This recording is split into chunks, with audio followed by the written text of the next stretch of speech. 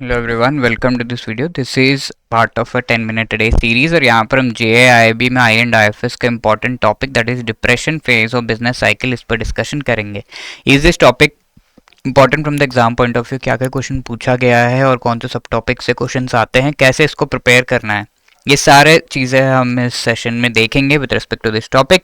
JIB exam की preparation और भी इजी हो जाती है if you have the idea of the previous year questions, most important MCQs and topics. So इससे रिलेटेड बहुत बढ़िया PDF डॉक्यूमेंट हमने बनाया है जो आप डाउनलोड कर सकते हैं by clicking the link given in the description. Okay, तो we are discussing today depression phase of business cycle. तो पहले हम देख चुके हैं there are 4 phases of the business cycle. One is the boom phase जहां पर GDP growth and national income वगैरह इंक्रीज होते रहते हैं।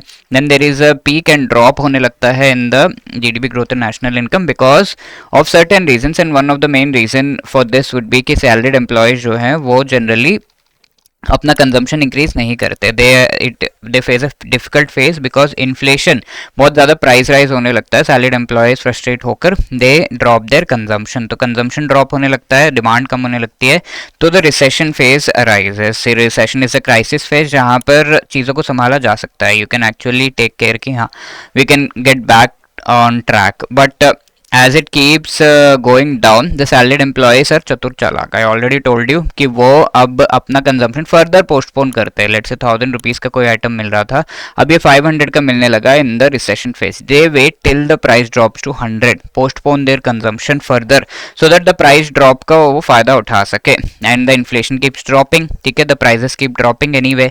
And the next phase is something that we are discussing today, that is the bottom, the rock bottom has been hit, and अब ये second जो negative phase है, negative direction में चला जाता है। ठीक है, तो रिसेशन फेज से अब धीरे धीरे अब ये नेगेटिव डायरेक्शन में चले जाता है, नेगेटिव जो है हमारी ग्रोथ होने लगती है।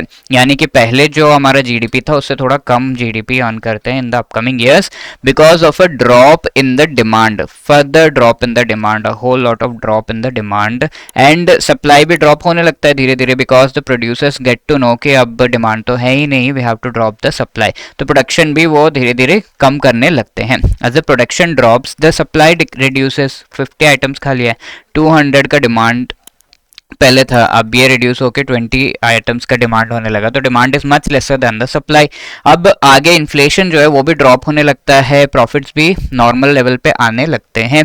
एंड आप जो प्रॉफिट है वो कम होते जा रहा है, तो आप ज़्यादा इन्वेस्ट भी नहीं करेंगे। You don't want to invest, you will not take any loans also. As a business आप इन्वेस्ट नहीं करना चाहेंगे बिकॉज प्रॉफिट ही नहीं हो रहा, आप इस वजह से लोन भी नहीं लेंगे, तो interest rates are also dropping down. इसके साथ साथ you will try to remove the employees, ठीक है, you will fire the employees, तो अंडर एम्प्लॉयमेंट होता है, अनएम्प्लॉयमेंट तो है ही एक स्टेज, अब उससे भी कम एम्प्लॉयमेंट होने लगता है because the wages are really less and the employment further reduces.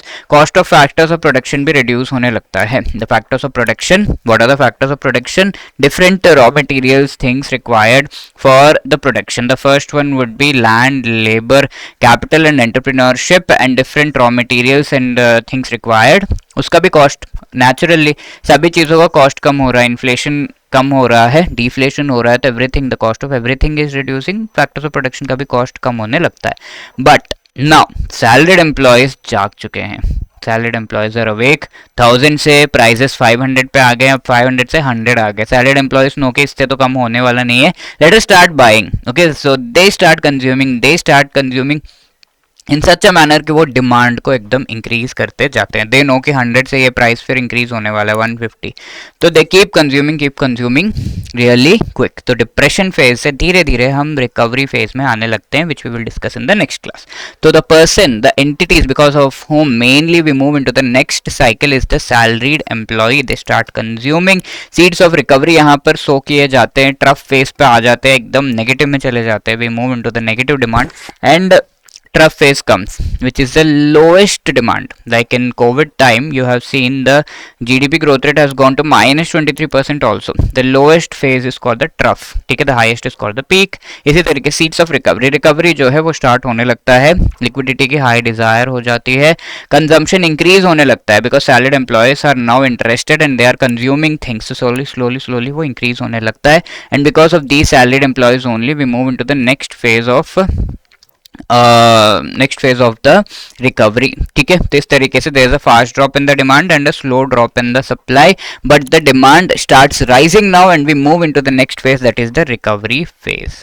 Okay, तो ये आपके जो है टॉपिक था with respect to the depression phase. ठीक है, तो ये डिप्रेशन से फिर हम रिकवरी फेज पे जाते हैं। तो ये आपका क्वेश्चन अक्टूबर 2023 का, प्लीज गो थ्रू, अच्छे से पढ़िए and try to answer this question, right? You have to answer the question in the comment section. Now this was the question asked in the previous session, which among the following is are the characteristics of the boom phase? An accelerated and prolonged increase in demand, yes, demand increase होता रहता है, demand peaks to levels unsustainable, ठीक है, sustainable output जो supply है उससे बहुत high रहता है demand, yes, economy heat up हो जाता है because of this, because demand is very high, ये दे दो करके people रहते हैं but supply हो ही नहीं पा रहा उतना, demand supply lag becomes apparent, तीनों चीजें correct है, तो C 1, 2 and 3 will be the right answer.